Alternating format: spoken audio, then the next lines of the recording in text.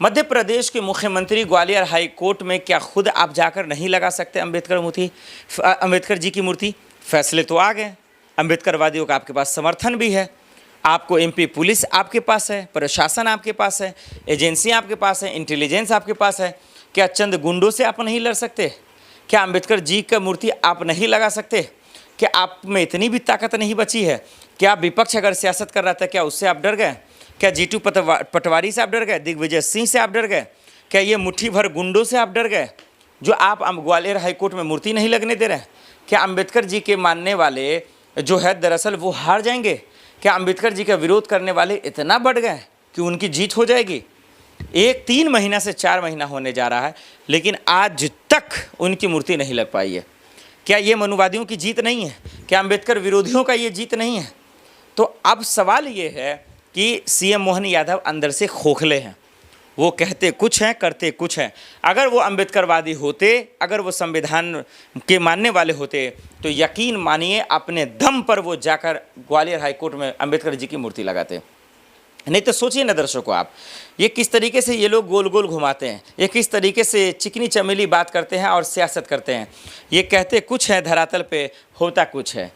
ये कहते हैं हम सब भाई, हिंदू मुस्लिम सिख ईसाई हम सब भाई भाई, अंबेडकर जी हमारे महान हैं, गांधी जी महान हैं। लेकिन देखिए गोडसे को मानते हैं, तमाम लोगों को मानते हैं, उनकी वाहवाही करते हैं। अगर आप जिस कुर्सी पे बैठे हैं, जिस संवैधानिक पद पर बैठे हैं, वो तो अंबेडकर जी की बदौलत है, वो तो संविधान के बदौलत है, लोकतंत्र के बदौलत है। फिर आपके राज्य में, आपके डिस्ट्रिक्ट में, आपके गांव में अगर कोई इसका विरोध कर रहा है, क्या इसका मतलब आपसे ज़्यादा उसका पावर है? बिल्कुल भी नहीं है। तो फिर उस पर एक्शन क्यों नहीं हो रहा? फिर उस पर कार्रवाई क्यों नहीं हो रही? और नहीं आप कर रहे हैं कार्रवाई, आपकी पुलिस कोई एक्शन नहीं ले रही है, तो इसका मतलब क्या समझा जाए? आप ही बताइए, इसका मतलब क्या समझा जाएगा? इसका मतलब ये समझा जाएगा कि सरकार उन वकीलों का साथ दे रही है जो अंबेडकर का विरोध कर रहे हैं, जो अंबेडकर जी की मूर्ति का विरोध कर रहे हैं, जो संविधान का विरोध कर रहे हैं। यही समझा जाएगा ना, क्योंकि भीम आर्मी की सेना का यही आरोप है, चंद्रशेखर जी का भी यही आरोप है कि जो भी इन दिनों विरोध कर रहा है अंबेडकर जी का, वो अंबेडकर जी का तो विरोध है ही, साथ ही साथ वो संविधान का भी विरोध है, लोकतंत्र का भी विरोध है, और साथ ही साथ दरअसल दलितों को डराने और धमकाने की ये साजिश रची जा रही है। तो साजिश कौन कर रहा है? अरे बेशर्मों, या बेशर्म मंत्री, या बेशर्म नेता, या बेशर्म कार्यकर्ता, आप लोग तो दिन रात हिंदू मुसलमान की राजनीति करते ही हो, घिनौनी राजनीति करते ही हो, छोटी सोच की राजनीति करते हो। कम से कम हमारे अंबेडकर जी पे राजनीति तो ना करो, महात्मा गांधी जी पे तो मत करो राजनीति, हमारे संविधान और लोकतंत्र की रक्षा के नाम पर तो मत करो। लेकिन अफसोस की बात तो ये है, उसी मध्य प्रदेश का मंत्री, डिप्टी सीएम जब हमारे सेनाओं को गाली दे सकता है, उसको अपमानित कर सकता है, जब आतंकवादी की बहन बता सकता है, फिर इन मंत्री, इन नेता कार्यकर्ता से हम क्या उम्मीद करें कि ये अंबेडकर जी की रक्षा करेंगे, ये संविधान की रक्षा करेंगे, ये लोकतंत्र की रक्षा करेंगे? इनकी होशियारी, इनकी चालाकी हमारा आप अच्छे से समझते हैं।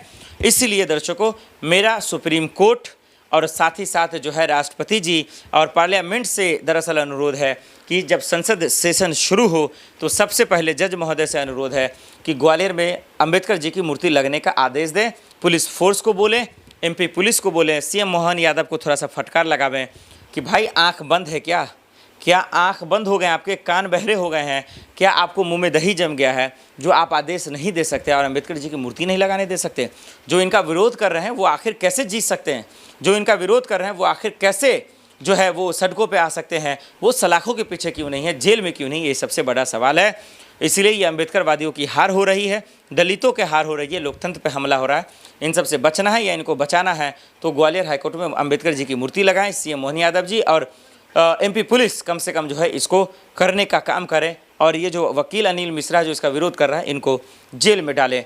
तभी जाकर जो है समझ में आएगा कि अंबेडकरवादियों की जीत हुई है।